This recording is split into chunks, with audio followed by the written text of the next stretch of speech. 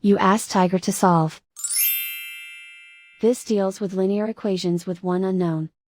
The final result is x equals 2. Let's solve it step by step. Simplify the expression. Expand the parentheses. Multiply the coefficients. Simplify the arithmetic. Group all x terms on the left side of the equation.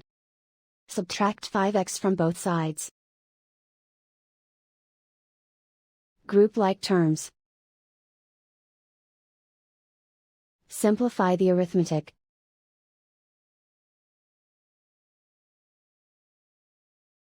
Group all constants on the right side of the equation. Subtract 30 from both sides.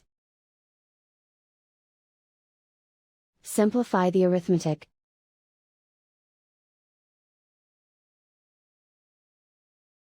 Isolate the x. Divide both sides by -15. Cancel out the negatives. Simplify the fraction. Cancel out the negatives.